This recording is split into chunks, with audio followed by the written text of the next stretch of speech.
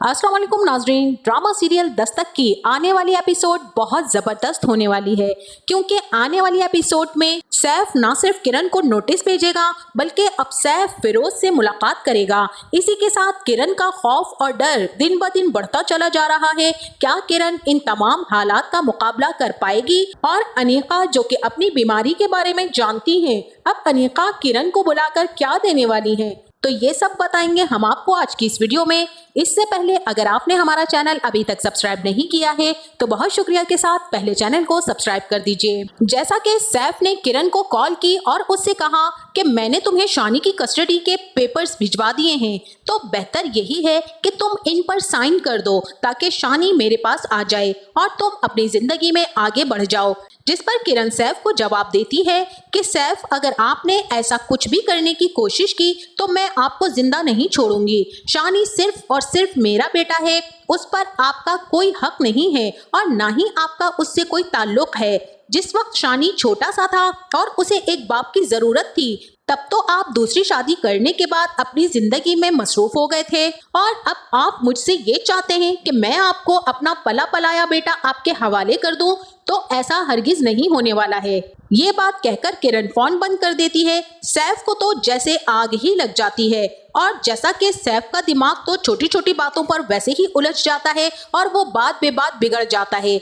उसके गुस्से की वजह से ही तमाम काम गलत हो जाते हैं और उसकी माँ उसे समझाती रह जाती है। और सैफ का यही गुस्सा है कि जिसकी वजह से किरण आज उसकी जिंदगी में नहीं है और वो अपना बेटा शानी भी खो चुका है। क्योंकि सच ही कहा है किसी ने कि गुस्सा अकल को खा जाता है, और वाकई सैफ के साथ तो कुछ ऐसा ही मामला है।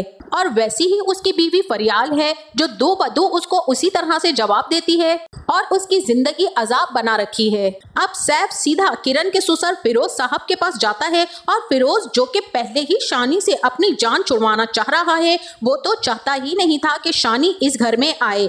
लेकिन अनीका की बीमारी को देखते हुए और उसकी ख्वाहिश को देखते हुए फिरोज ने अपने दिल पर पत्थर तो रख लिया और किरण को उसके बेटे के साथ इस घर में ले आया। लेकिन फिरोज का रवैया शानी के साथ इतना हितक आमेज है जिसकी वजह से इनके घर का माहौल बहुत ही ज्यादा खराब रहता है और इस बात का असर अनीका की सेहत पर दिन ब दिन पड़ रहा है।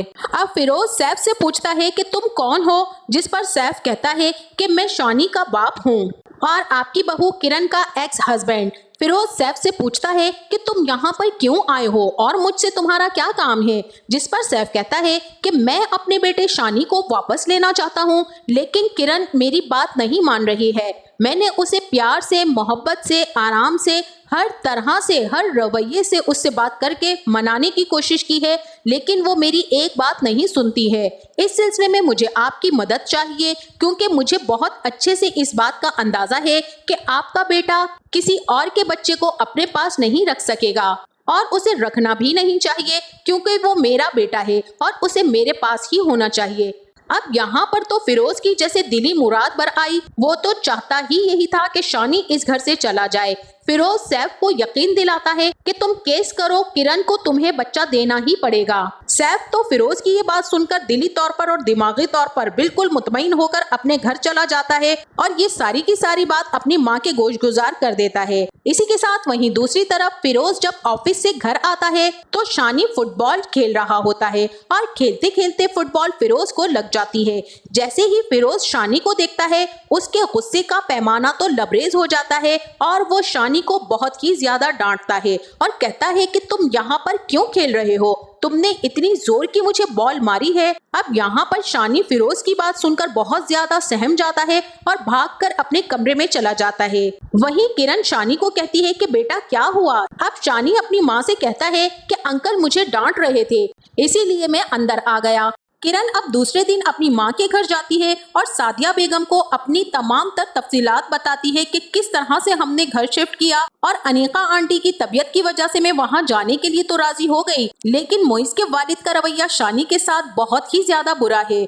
मेरा बच्चा जब से वहाँ गया है बहुत ही डरा और सहमा रहता है, क्योंकि फिरोज अंकल ने शानी को कबूल ही नहीं किया है और मुझे समझ नहीं आ रही कि सैफ से मेरी जान कब छूटेगी। वो बार बार मुझे फोन कर करके धमकियां देता रहता है कि वो शानी को मुझसे ले लेगा, लेकिन मैं ऐसा नहीं चाहती हूँ। अब जिस पर किरण की माँ सादिया बेगम किरण को समझाएंगी कि बेटा इतना छोटा बच्चा कभी भी सैफ तुमसे नहीं ले सकता, शानी तुम्हारे पास ही रहेगा, इसीलिए तुम परेशान होना छोड़ दो। कोर्ट में अगर ये केस जाता भी है और शानी अगर एक बार ये कह दे कि मुझे तो अपनी माँ के साथ रहना है, तो सैफ कुछ भी नहीं कर सकेगा और शानी हमेशा तुम्हारे पास ही रहेगा।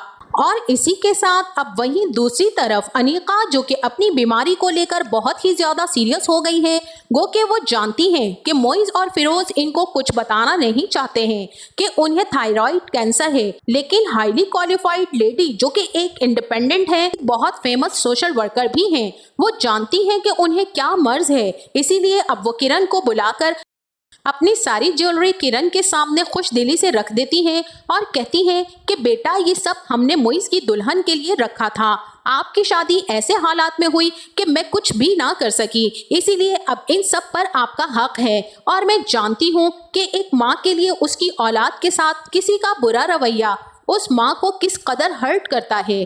और फिरोज तो बस ऐसे ही हैं, कुछ उसूल परस्त और अना परस्त। बेटा किरण, हम किसी को भी जिंदगी में जबरदस्ती नहीं बदल सकते हैं।